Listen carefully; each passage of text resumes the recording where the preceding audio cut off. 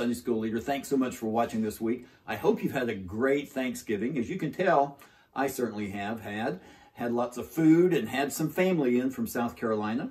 And so I've got Mr. Henry over here, Mr. Charlie right here. And I've asked Henry, if he would, to tell us what our lesson is going to be about this week. So Henry, what is it? We are in the very last lesson in the unit called Walking in Confidence. The lesson is entitled Confidence in Times of Testing. The scripture passage is from Genesis chapter 22, verses 1 through 14. Thank you, Henry. All right, well, let's dig in and see what this week's lesson is all about. As usual, your LifeWay Leader's Guide has a lot of great background and commentary. There's just a few points that I want to make about this week's lesson. First, a little synopsis, okay? It's been a couple of weeks since we last visited Abraham and Sarah, since we had that Thanksgiving lesson last week. So in the storyline of Genesis, since our last lesson, Abraham circumcised every male in his household. Then in chapter 20, we see that Abraham was visited by 3 men and was told that Sarah would have a son that same time next year. And then there's a conversation between Abraham and the Lord about the destruction of Sodom. And you're probably familiar with the dialogue that took place there. The Lord said he was going to destroy the city. And Abraham came back and said, are you going to destroy the good with the bad? What if there's 50 people, 50 righteous people living there? Will you destroy them too? And the Lord said, okay, if I find 50, I won't destroy it. Then it goes back and forth. Abraham kept lowering that number. And finally, the Lord agreed that if he found 10 righteous people in the city, he would not destroy it. Then chapter 19 records the destruction of the cities of Sodom and Gomorrah. Lot's wife turned into what? Pillar of salt. And then Lot escaped with his 2 daughters from the town. Now remember, Lot chose that fertile ground to live in where Sodom was located. And perhaps maybe that wasn't the best choice for him. Okay. Lot's daughters, though they were scared that their family line would not continue, so they got their father drunk on 2 consecutive nights, slept with him, and became pregnant. Now, one named her son Moab, which sounds like the Hebrew term from father.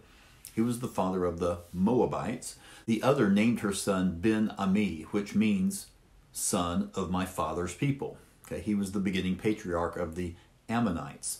Now, both the Moabites and the Ammonites were consistently thorns in Israel's side. Now, we know that Ruth was a Moabite woman, don't we?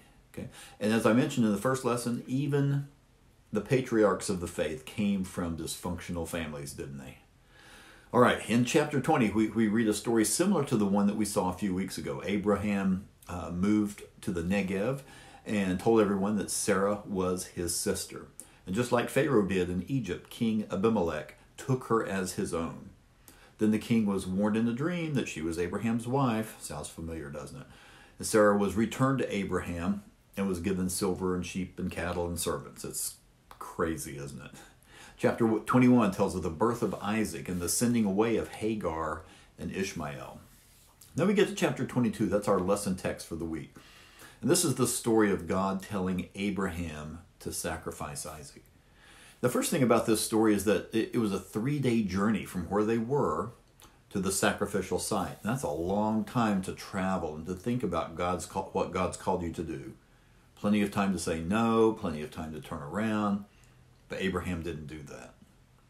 In verse 5, Abraham told his servants, we are going to the mountain to worship, and then we will return to you. This showed that Abraham believed that Isaac would not die, but he was going to return with Abraham after the sacrifice. Another thing that is in verse 7, Isaac asks, where is the lamb for the sacrifice? In verse 8, Abraham replied that God himself would provide the lamb. This indicated that Abraham either had faith that God would indeed provide an animal or that God would somehow resurrect Isaac, since Isaac was the child through whom was promised a great nation was going to come through him. Now, there's some thought, and you may have heard this before, that when the Old Testament mentions the angel of the Lord, that it refers to the pre-incarnate Jesus. So let's see if there's anything in this story that fits that. Well, in verses 11 and 15, it says, the angel of the Lord, not an angel of the Lord, okay? And you probably remember that the word angel literally means a messenger. So Jesus, the Son, was and is the messenger of God. Now that there in itself, that's not enough to prove that this was the pre-incarnate Jesus, but it certainly gets us pointed in that direction. Also, in those same two verses, it says that the angel of the Lord called from heaven. Now, I could be wrong, but from my memory, every other angel encounter that I recall was in person. It was an in-person meeting, not a voice from heaven. It seems that God would be the only one that would call from heaven and that the person would hear. But verse 12 really clinches the argument for me. I'll read verses 11 and 12 now. It says, but the angel of the Lord called out to him from heaven, Abraham, Abraham. Here I am, he replied. Do not lay a hand on the boy, he said. Do not do anything to him. Now I know that you fear God because you have not withheld from me your only son. Well, it states that it's the angel calling from heaven, but it's as if God himself is talking. You have not withheld from me your only son.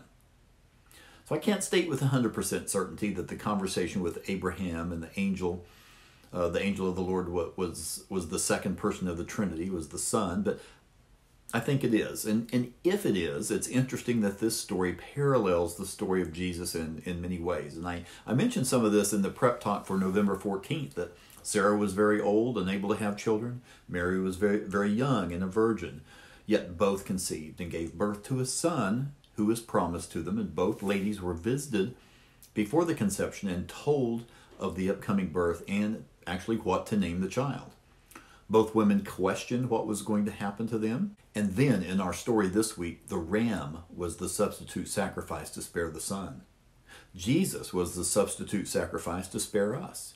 And God provided both sacrifices. Well, next week we're going to begin a new quarter, a new unit on irrefutable prophecies that point to Jesus. We'll be looking at various Old Testament prophecies and see how they were fulfilled in Jesus. So don't forget to pray for and with your class.